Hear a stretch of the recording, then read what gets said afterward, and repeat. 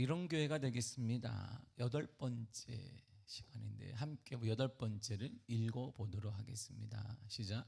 나그네와 소외된 이웃들에게 아낌없인 베품과 나눔의 솔선수범하는 교회가 되겠습니다. 아멘.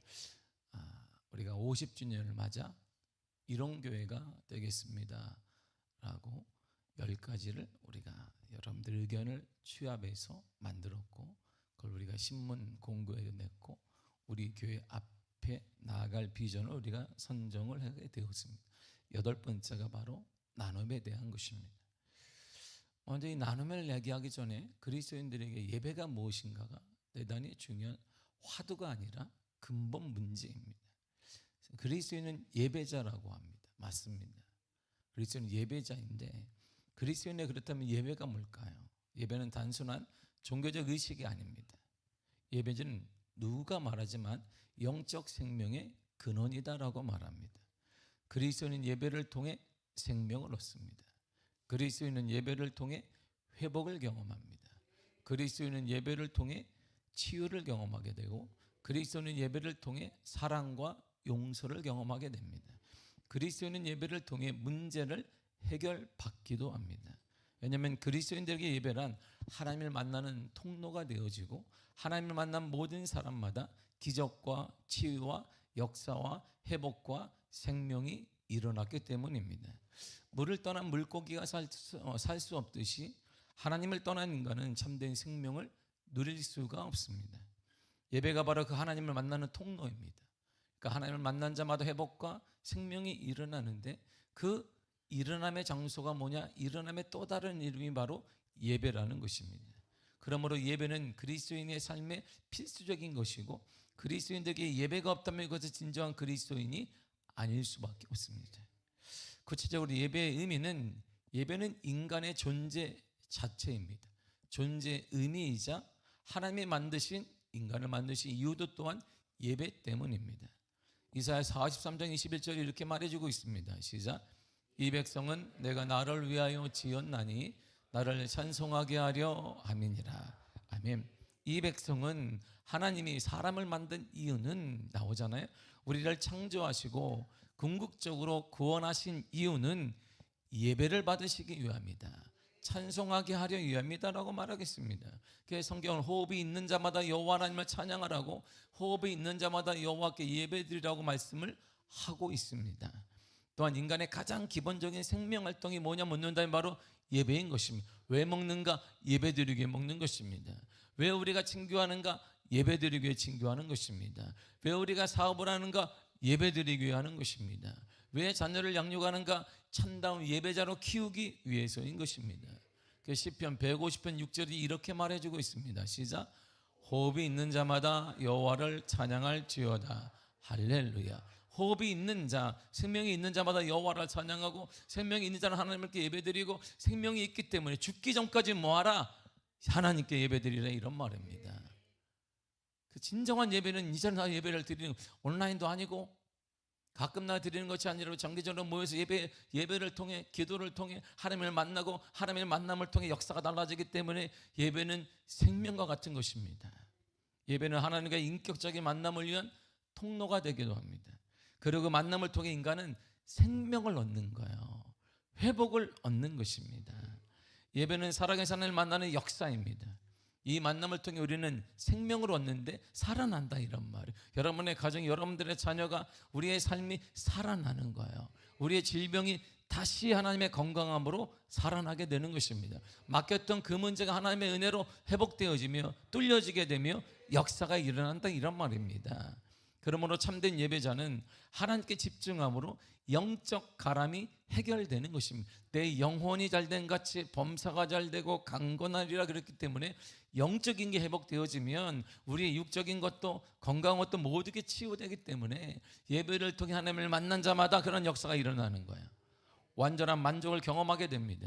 영적 갈증뿐 아니라 육적인 문제까지도 치유되는 은혜와 회복되는 역사와 기적의 은혜가 예배를 통해 가능한 것입니다. 그래서 하나님께서 원하시는 예배는 삶의 모든 영역에서 드려지는 산제사의 예배를 원하십니다. 삶이 예배가 되는 거예요. 그걸 하나님이 기뻐하십니다. 예배는 주일 하루 이 예배당에서 우리가 모여서 예배드리는 것이 아닙니다. 건물 안에 행위에 그치는 게 예배가 아니다 이런 말입니다. 참된 예배는 우리의 몸을 거룩한 산제사로 드리는 것입니다. 삶이 예배가 되는 거예요. 삶이 예배가 되지 않기 때문에 신앙의 전수가 되지 아니하고, 삶이 예배가 되지 않기 때문에 안 믿는 자는 우리의 모습을 바라볼 때 손가락질하거나 기독교 가치가 떨어지거나 예수님까지도 사람들에게 관심과 무관심으로 떨어지 관심이 없는 그러한 기퉁에 몰리게 된 것입니다. 삶의 예배가 되는 거 바로 이런 예배, 이런 제사가 드릴 하나님께 드릴 영적 예배인 것입니다.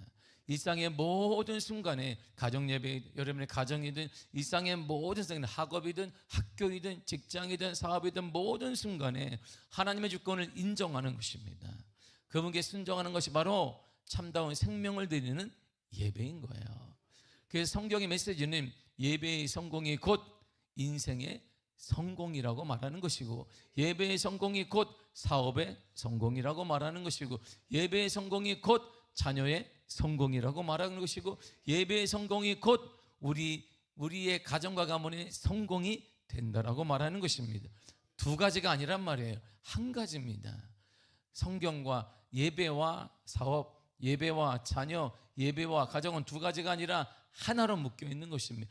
예배에 성공하게 되면 길이 열려요. 예배에 성공하게 되면 치유가 일어납니다. 예배에 성공하게 되면 하나님의 역사가 그곳에 임하게 되는 것입니다. 그래서 성경 역사는 예배에 성공한 자가 생명을 누리기도 하고 부흥을 경험하기도 한 것이 성경에 줄줄이 쓰여 있습니다. 예배를 생명처럼 귀히 여기고 매 순간 하나님만을 바라보고 참된 소망을 하나님께 둘 때 독수리가 날개치며 올라간 같은 역사가 일어나게 돼. 오늘 예배가 이렇게 될 줄 믿습니다. 오늘 본문은 이 예배와 제사의 의미를 조금 다르게 보고 있습니다. 본문을 우리 또박또박 다시 한번 읽도록 하겠습니다. 시작. 오직 선을 행함과 서로 나누어지기를 잊지 말라. 하나님은 이 같은 제사를 기뻐하시느니라. 아멘. 자 보세요. 이 같은 제사, 예배거든요. 이 같은 예배를 기뻐하신다. 그러니까 이렇게 드리는 예배를 하나님이 기뻐하시는 거예요. 하나님이 받으신다 이런 말이거든요. 하나님이 받는다는 거, 하나님과 만남이 이루어지고 하나님의 교통이 이루어지고 회복이 이루어지고 하나님과 놀라운 경험을, 하나님의 임재를 경험할 수 있는 예배가 된다 이런 말이에요. 말로만 듣던 그 하나님이 아니라 예배를 좀 시작으로 만나게 되어지고 치유가 일어나며 역사가 달라지는 예배가 된다 이런 말이거든요. 이 같은 예배를 드리는 자에게 말이에요. 그럼 예배가, 이 같은 예배가 뭔데요? 예배는 두 가지예요. 본문에 보니까 오직 선을 행하는 것, 그리고 서로 나누어 주는 것, 이게 예배라는 것입니다. 하나님이 기뻐하는 예배, 이 같은 예배를 하나님이 기뻐하시는데 그 예배는 오직 선을 행하고 나누어 주는 것, 이렇게 말하고 있습니다. 선을 행한다는 것은 타인에게 관심을 보이는 모든 친절한 행위를 말합니다. 그리고 서로 나누어 준다는 의미는 돈이나 물건뿐 아니라 타인의 필요를 채워주는 것을 의미합니다. 그러므로 진정한 예배, 참된 예배는 삶의 예배가 되는 거예요. 예배가 하나님께 드린 영적 호흡이라면 경건은 그 호흡을 유지하며 살아가는 삶의 태도를 말하게 됩니다. 그래서 거룩한 예배와 삶에서의 경건은 분리될 수가 없는 거예요. 여러분이 정말 성공적인 예배를 드리는 삶이 거룩할 수밖에 없어요.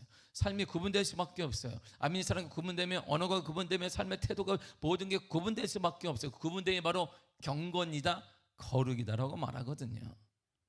그러므로 예배와 경건의 삶은 한 세트예요. 세트. 예배 진정한 성공자와 그리고 경건의 삶은 하나로 하나로 물려서 가는 것입니다. 교회 안에서 예배당이라는 건물 안에서 예배는 교회 밖에서 그 경건의 삶으로 증명돼야 합니다. 여러분들의 가정생활에 증명돼야 돼요. 여러분들의 학교생활 가운데 증명돼야 되고 여러분들의 직장과 사업 가운데 증명돼야 된다 이런 말입니다. 말로 하는 게 예배가 아니란 말입니다. 신앙은 말로 하는 게 아닙니다. 삶으로 증명되지 않는 예배는 가짜인 거예요. 바로 그것은 위로회이며 동창회이며 동문회이고 동호회이며 송년회에 불과한 것입니다. 기분 좋지요. 위로받습니다. 끝이에요. 끝. 아무런 변화가 일어나지 않습니다.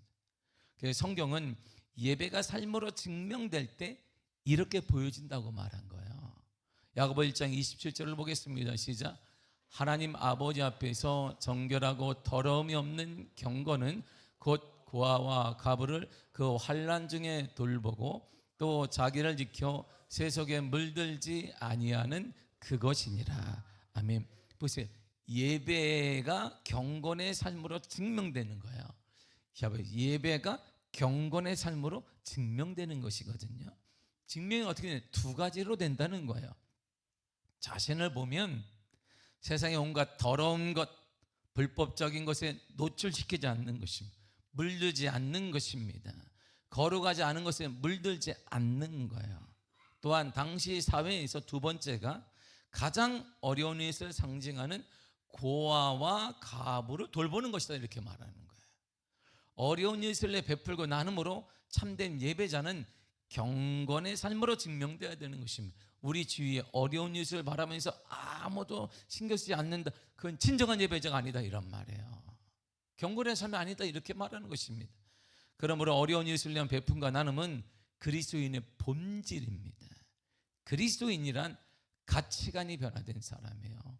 삶의 목적이 변화된 사람을 그리스도인이라고 말합니다. 어떻게 변화되는데?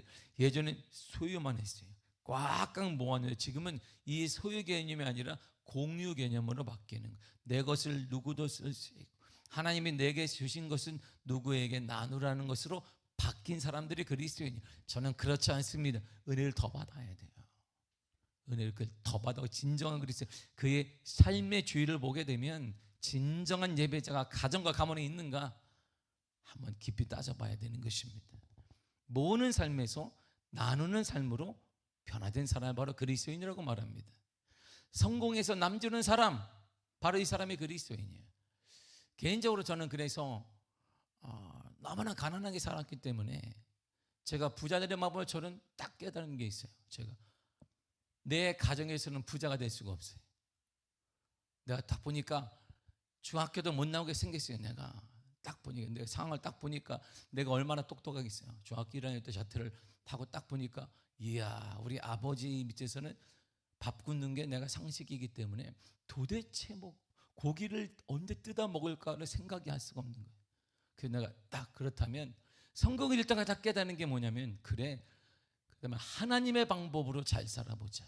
새마을 운동으로 잘 사는 거 아니에요. 하나님의 방법. 그때부터 제가 한 일이 뭐냐면, 어릴 때부터 나누는 거였어요. 하나님이 그렇게 말씀하셨어요. 주라, 그리하면 너희에게 줄 것이요 곧 후이되어 흔들어 차고 넘치도록 하여 너희에게 안겨주리라. 이 길밖에 저에게 남은 게 없어요. 이게 믿음으로 확 받아들였어요. 그래, 주면 하나님 것을 받고 살자. 우리 아버지를 보니까, 우리 아버지가 여전히 삶이 끝날 때까지 저렇게 살 것 같아. 아주 고지식하게 오직 주를 위해서만 그냥 이렇게 상기도만 하고 목회만 하다가 살 것 같은데, 그럼 나는 그 아버지 때문에 중학교 1학년 때 내가 학교 자퇴하고 못 다녔는데 미래가 별로 없어요. 그러면 아버지는 그렇게 목사로서 살고 나는 하나님의 것을 먹고 살면 되겠다. 그리고 제가 깨닫는 건, 우리 아버지가 이렇게 심어놨으니까 분명 내게 열매가 있을 것이다. 이런 믿음 때문에 생각이 바뀌어졌어요. 어릴 때부터 그래서 저는 제가 아르바이트 한 일 모든 거 하나님께 드렸습니다. 얼마나 벌겠어요. 일주일에 한 번, 그 당시에 제가 남영동이나 노량진에 철가방 들었는데, 보세요. 그 당시에는 뭐 여러분 아주 최저임금 그런 게 없어요. 주는 대로 받고 아니면 뭐 욕하고 막 던지고 뭐 이게 철가방 던지는 게 여기 마저도 우스운 거예요. 이게 피 나도 어디다 고발할 때도 없어요. 그 당시에 그냥 그런가 보다 하고 살았어요. 밥만 먹여주면 되니까. 그 작은 거 받으면 제가 다 하나님께 드렸어요. 하나님을 위해서, 주를 위해, 주어를 위해. 그랬더니 하나님이 이렇게, 할렐루야, 할렐루야. 제가 지난 금요일날 충남로에 집회를 갔더니, 금요일날 갔더니 제가 한마디에 모든 사람들이 아멘 했어요. 여러분, 제가 서울에서 왔습니다. 아멘. 이 한마디에 다 기죽었습니다. 이게 다 충남의 분들이 다 할렐루야, 서울에서 온 목사입니다. 그러니까 아멘. 나 서울 살아요, 이런 말이에요. 한마디에 은혜가 충만해. 다 죽었어, 다 죽었네. 얼굴이 밝아져요. 내 딱 쓰지만 할렐루야, 제가 서울에서 온 미화교회 담임하는 박균호 목사입니다. 미화교회 뭔지도 몰라, 내 이름 뭔지도 몰라. 나 하나 서울에서 왔다. 충청도까지, 충청남도까지 내가 그 한마디에 내가 이런 사람이에요. 할렐루야. 저는 거기서 제 삶에 깨달아진 게 그거였어. 하나님께 스스로 살자. 이건 방법이 없다. 그래서 하나님이 제가 가는 곳마다 하나님의 은혜를 허락하시고 우리 미화교회 하나님의 축복과 은혜에 살게 된 것입니다. 우리는 그리스도인은 열심히 살아야 합니다. 게으른 그리스도인 이런 말은 없습니다.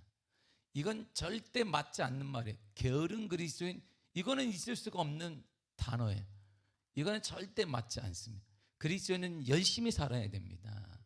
우리 그리스도인은 주님께 주신 인생의 목표를 위해 최선을 다해야 합니다. 열심히 살아야 해요. 그래서 성공하되 그 성공 홀로 독차지하는 것이 아닙니다. 그 성공을 남에게 주는 사람, 남에게 나누는 사람, 바로 그 사람이 그리스도인이다, 이런 말입니다. 그래서 하나님은 우리가 가진 물질과 시간과 재능을 어려운 이웃과 나눌 때 그것을 가장 고귀한 예배로 받으시는 거예요. 다시 한번 16절 읽겠습니다. 시작. 오직 선을 행함과 선을, 하나님은 이 같은 제사를 기뻐하시느니라. 아멘. 이 같은 예배를 기뻐하신대요. 이 같은 예배 뭐예요? 선을 행하는 것과 그리고 나누는 것, 이 같은 예배를 기뻐하신다. 이것이 삶이 되는 예배를 기뻐하신다 라고 말해주고 있습니다. 그러나 베품과 나눔은 하나님의 성품을 담는 것입니다. 하나님은 우리에게 모든 것을 아낌없이 베푸시는 분이십니다. 가장 큰 베품은 독생자 예수 그리스도를 이 땅에 보내주신 것입니다. 예수님께서는 우리를 위해 자신의 삶과 피와 모든 걸 주셨습니다. 요한복음 6장 54절과 5절입니다. 시작.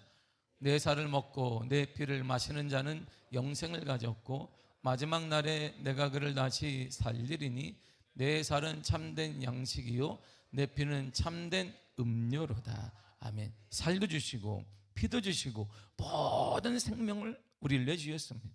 완전한 베푸셨어요. 그러므로 하나님의 자녀된 우리는 하나님의 성품을 담은 사람이기 때문에 예수 그리스도의 은혜를 받은 사람은 마땅히 이렇게 해야 되는 거예요. 디모데 6장 18절입니다. 시작. 선을 행하고 선한 사업을 많이 하고 나누어지기를 좋아하며 너그러운 자가 되게 하라. 아멘.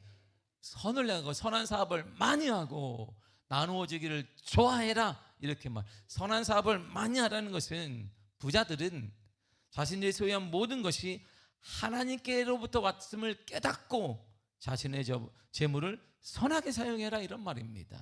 나누어지기를 좋아해라, 이런 말은 대가 없이 주라는 것입니다. 줄 때 인색하지 말라, 이런 말이고 계산하지 말라, 이런 말입니다. 내가 주면 그가 주, 이거 계산하지 말라는 것입니다. 우리가 주면 하나님이 갚아주세요. 여러분들이 섬기면 하나님이 갚아주는 거예요. 그가 주는 게 아니니까 계산하지 말라. 절대 계산하지 말라. 여러분들이 뭐 계산하지 말라는 것입니다. 그럼 누가 이런 일을 할 수 있을까요? 누가 이렇게 할 수 있어요? 디모데 6장 17절 이렇게 말하거든요. 시작. 재물에 소망을 두지 말고 오직 우리에게 모든 것을 후히 주사 누리게 하시는 하나님께 두며. 아멘. 재물과 돈에 소망을 두지 말라, 이런 말입니다. 모든 것을 후히 주사 하나님을 믿는 자, 그리고 오직 하나님께 소망을 두는 자는 이렇게 베풀고 나누는 삶을 살 수 있다, 이런 말입니다. 이럴 때 참된 신앙은 삶으로 증명돼야 돼요. 말 잘할 수 있어요. 신앙생활 오래 하면 말 잘합니다. 여러분들 중에 저만큼 잘하는 사람이 여기 우리 교회 수태예요. 그냥 신앙생활 한 10년 이상 되면 목사보다 잘해. 우리 교회는 뭐 50년, 할렐루야, 저보다 얼마나 잘하겠어요. 성경도 뭐 하면 이거 지난번에 했던 것인데 다 알아. 이거는 써놨어. 또 왜 써놨는지 모르지만 2021년 뭐 왜 써놔. 아주 정말 보통 분들이 아니야. 자기 다 써놔. 이렇게 겹친다 뭐 이렇게. 얼마나 똑똑한지 몰라.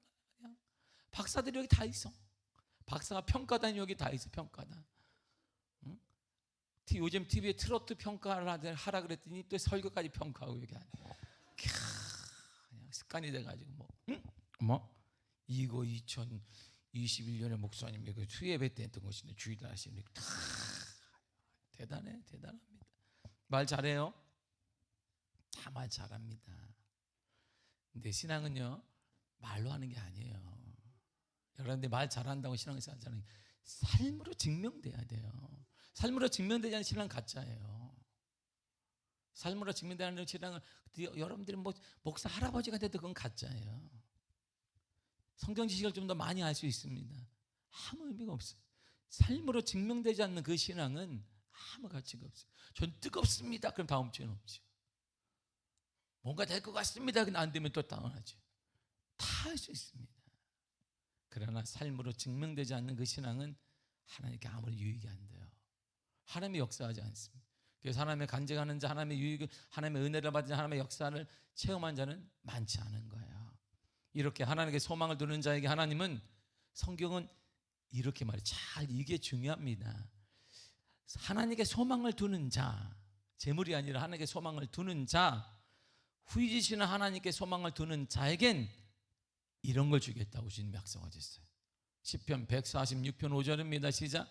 여호와 자기 하나님에게 자기의 소망을 두는 자는 복이 있도다.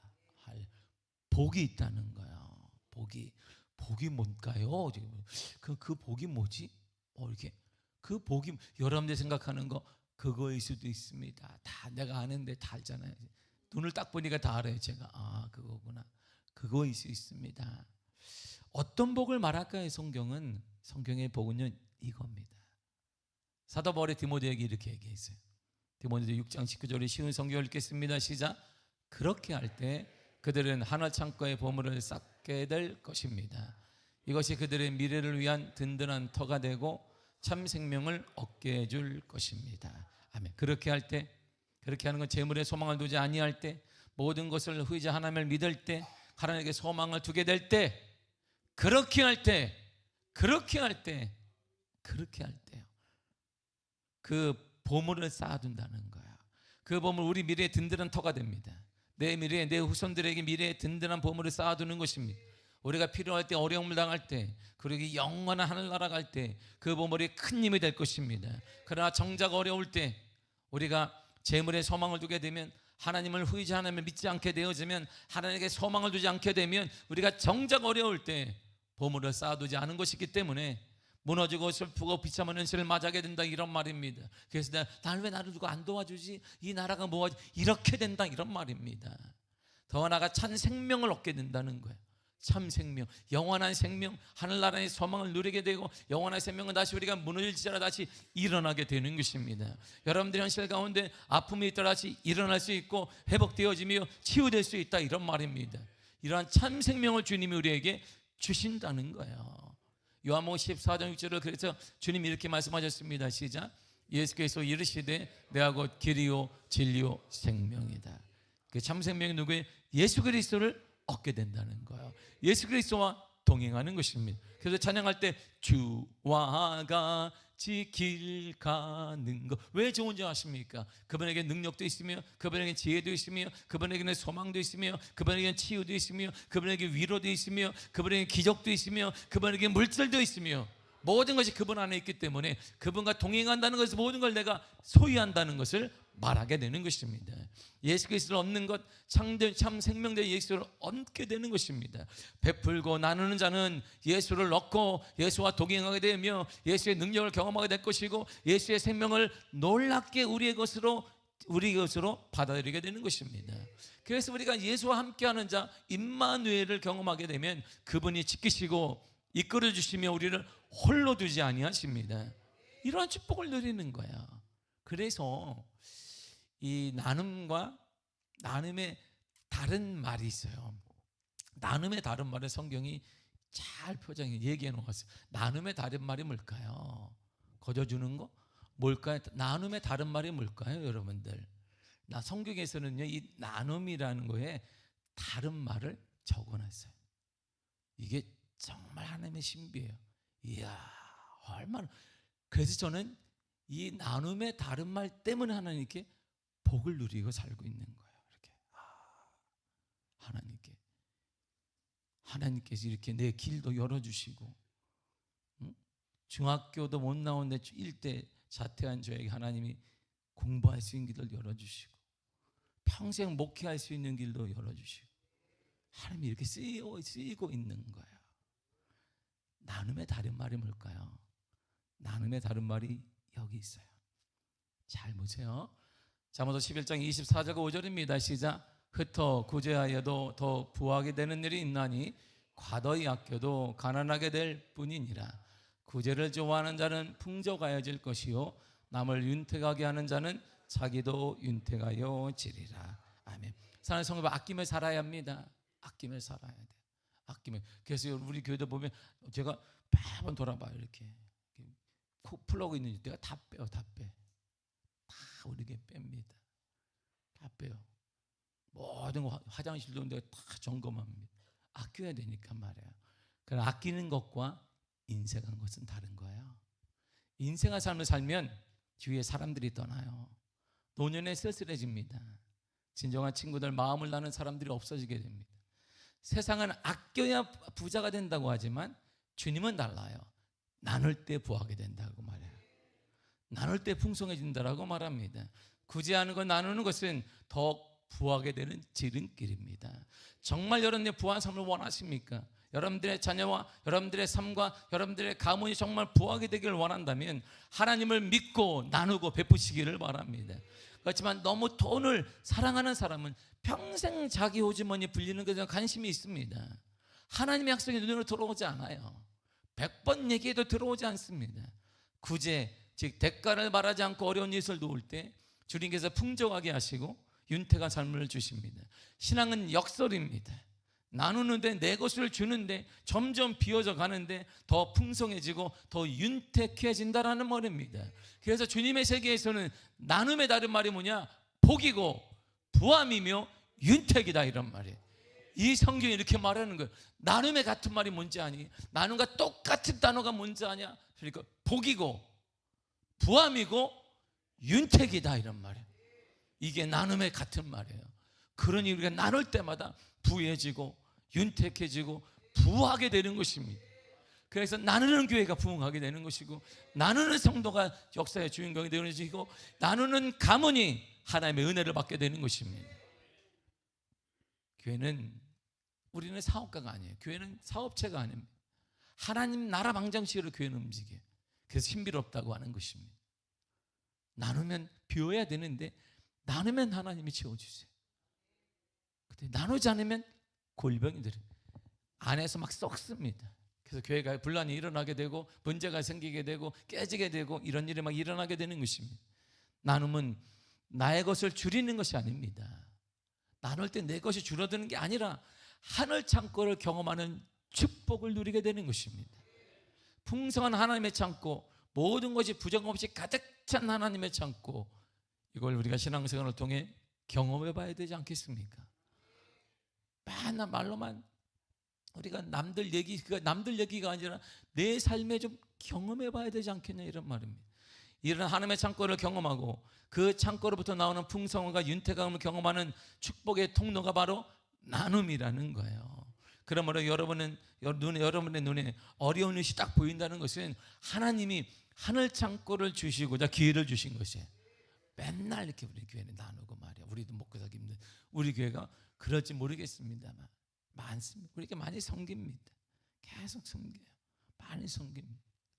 우리 3월에도 둘째 주에 저희 교회 시차례를 하는데, 제가 시찰장이라 하는데, 제가 그러면 쌀을 다 모아봐야 되겠다. 오는 손님마다 하나씩 다 드려야 되겠다.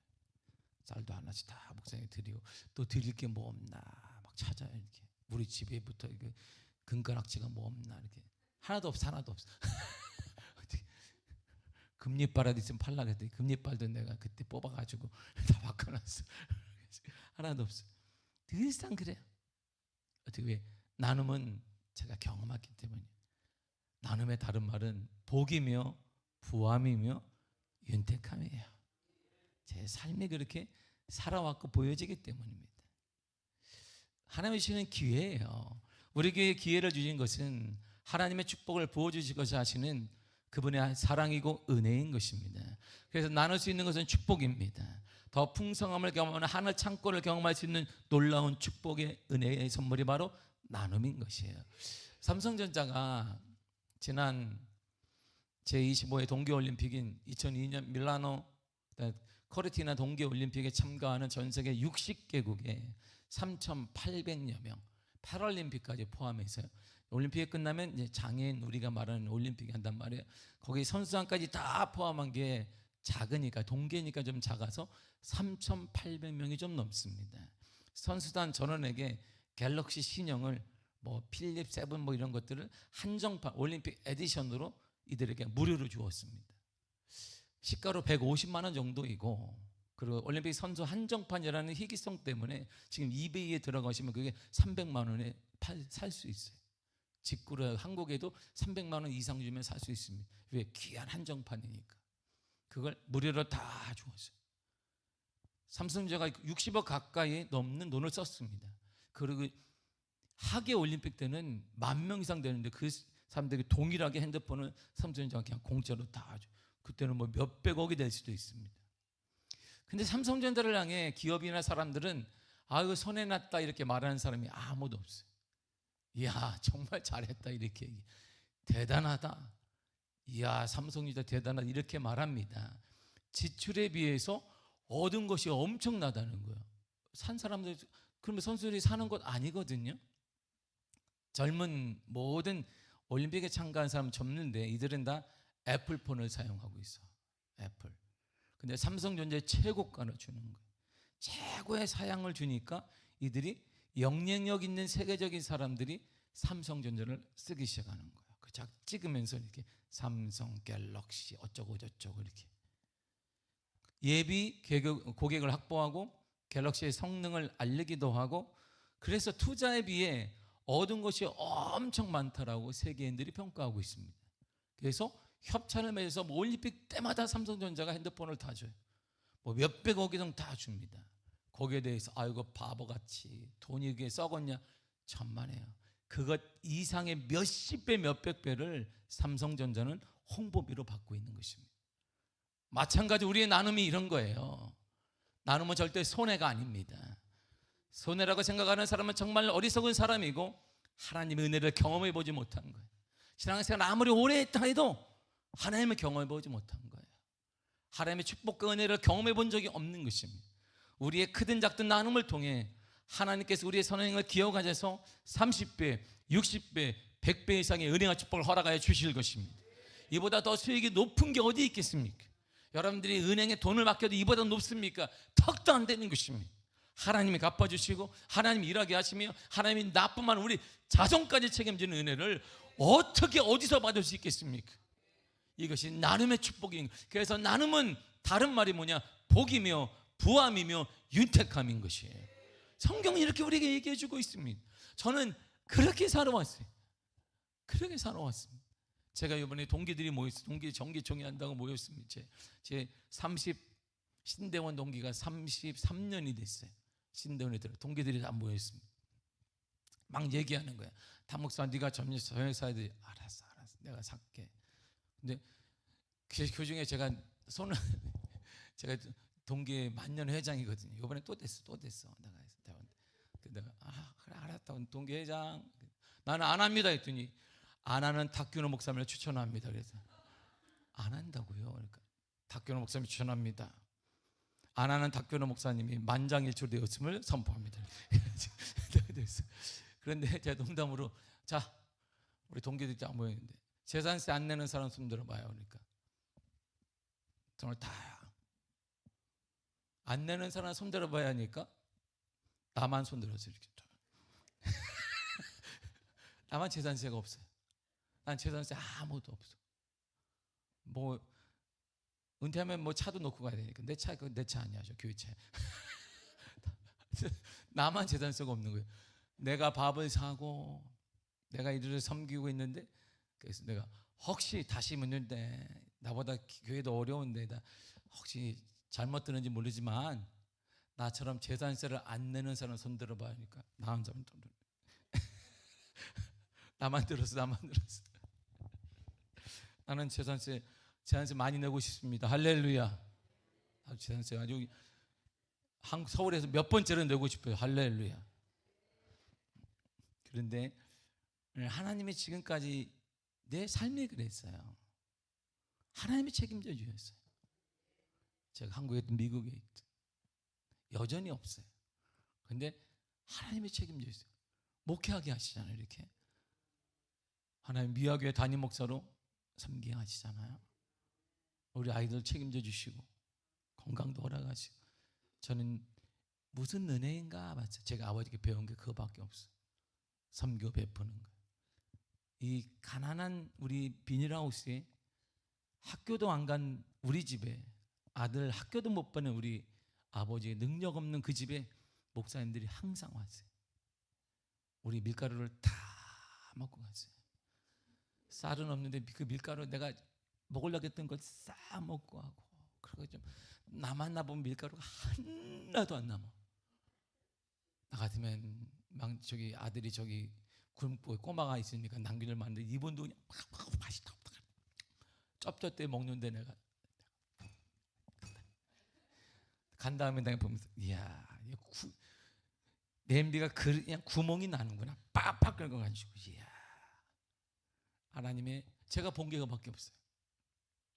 전 그래서 지금도 확실한데 나눔은 복이고 부함이며 윤택합니다. 저는 첫째 우리 교회라, 그래서 저는 교회가 이렇게 하는 거예요. 내가 섬기 우리 교회를 이렇게 부하게 만들고자 하는 것이, 우리 교회 제가 처음에 알잖아요. 가난했습니다. 그러나 우리 다음 세대는 부하게, 영적으로 육적으로 부하게, 그러기 위해서 우리는 나누는 교회가 되었던 것이에요. 풍성과 윤택의 이름을 가진 나눔을 할 때 우리의 태도는 그래서 달라야 합니다. 즐거운 마음으로 해야 합니다. 하나님 억지로 하는 베품이나 인색함으로 하는 행동을 원하지 않습니다. 하나님은 즐겨내는 자를 사랑하십니다. 고린도서 9장 7절 이렇게 말해주고 있습니다. 시작. 각각 그 마음에 정한 대로 할 것이요 인색함으로나 억지로 하지 말지니 하나님은 즐겨내는 자를 사랑하시느니라. 아멘. 이방인들이 모인 마게도냐 교회 성도들은 예루살렘 교회 박해와 핍박이 심해지자 성도들이 어려움 당한다는 소식을 들었어요. 그래서 이들이 자신들의 것을 나누기로 작정한 거예요. 고린도서 8장 3절입니다. 시작. 내가 증언하노니 그들이 힘대로 할 뿐 아니라 힘에 지나도록 자원했습니다. 힘에 지나도록 자원. 자신들을 위해서가 한 게 아니에요. 자녀들을 위해서, 자기 마게도냐 교회를 위한 게 아닙니다. 예루살렘 교회에 어려움 당하는 성도들을 섬기기 위해 힘에 지나도록 자원했습니다. 이들의 베품과 나눔은 절대 억지로 하지 않았습니다. 이들은 자원했습니다. 그래서 주님은 이들의 자원하는 그 마음을 기뻐하셨고 하나님께 영광이 되었던 것입니다. 베품과 나눔은 가장 근본주체적인 하나님의 사랑의 표현입니다. 우리 믿음은 눈에 보이지 않아요. 그러나 나눔은 눈에 보입니다. 믿음을 가진 자의 나눔은 눈에 보이게 되는 거예요. 그래서 성경은 이렇게 말합니다. 야고보 2장 17절입니다. 시작. 이와 같이 행함이 없는 믿음은 그 자체가 죽은 것이라. 아멘. 요한일서는 형제의 궁핍함을 보고도 마음의 문을 닫으면 하나님의 사랑이 거기 거하지 않는다고 했습니다.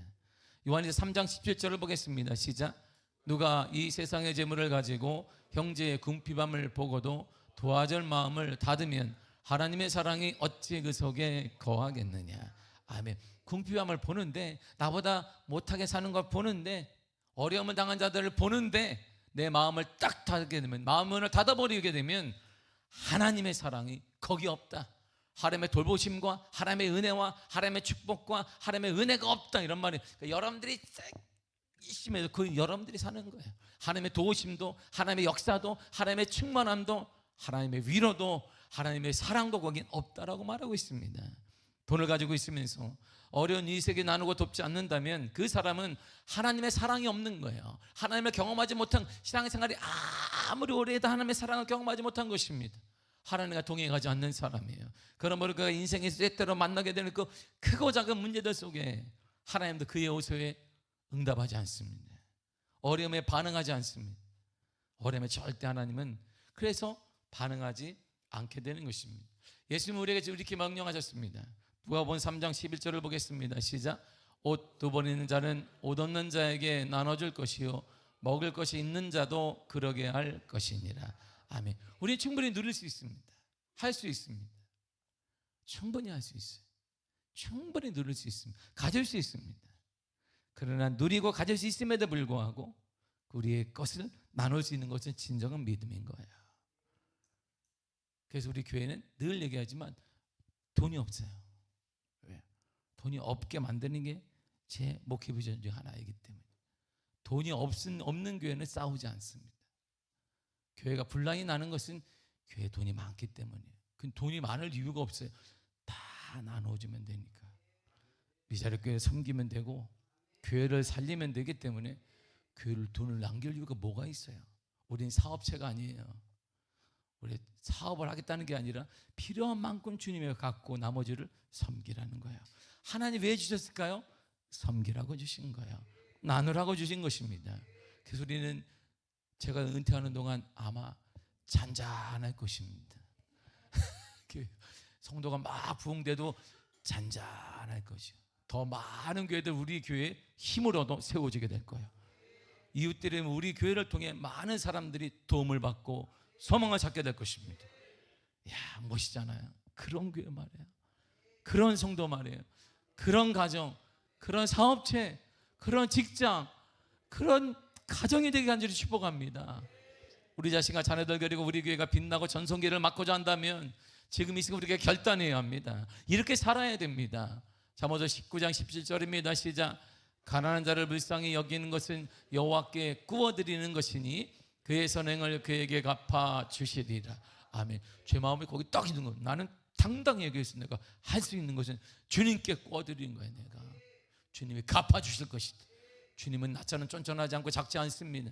우리처럼 작지 않아요. 주님이 갚을 때는 계산이 달라요. 주님이 갚을 때는 단위가 다르기 때문에 주님이 갚아 주실 것입니다. 작은 거 하나부터 실천해 보시길 바랍니다. 작은 돈부터 나누시기를 바랍니다. 특별히 우리의 물질이 어려운 이웃에게 하나님을 사랑을 전하는 통로가 되길 간절히 축복합니다. 여러분들의 지식이든 물질이든 여러분들의 삶이든 모든 것을 통해 어려운 이웃에, 어려운 교회에, 어려운 곳에 쓰임받는 역사가 임하길 간절히 축복합니다. 앞으로 우리 미아교회는 하나님께 구워드리는 교회가 될 것입니다. 하나님께 더 많이 구워드리는 교회가 될 것입니다. 그래서 하나님은 그 구워주셔서 우리가 구워드림으로 우리가 갚으실 때는 풍성함으로, 부함으로, 기적으로, 역사로 갚아 주실 것입니다. 사랑하는 성도 여러분, 나눔의 성경적인 다른 말은 부함과 윤택함입니다. 성경이 약속한 것입니다. 이 약속을 믿고 우리 교회는 앞으로도 지속적으로 나눌 것입니다. 하나님의 부를 누리기 위해, 하나님의 윤택함을 우리 자자손손 주기 위해 주님 오시는 그날까지 우리 미아교회는 그래서 든든히 쓰게 될 것입니다. 더 부흥될 것입니다. 더 많은 사람들에게 은혜를 끼치게 될 것입니다. 그런 교회는 확실히 우리 미아교회가 자림하게 될 줄 믿습니다. 여러분의 가정도, 여러분들의 가문도 그런 가정이 되기 간절히 축복합니다. 하나님이 갚아주시는 하나님의 은혜 가운데 거하는 하나님의 기적을 허락하신 놀라운 은혜가 여러분들의 삶과 가정과 가문의 일터에 사업장에 임하기를 간절히 축복합니다. 기도하겠습니다.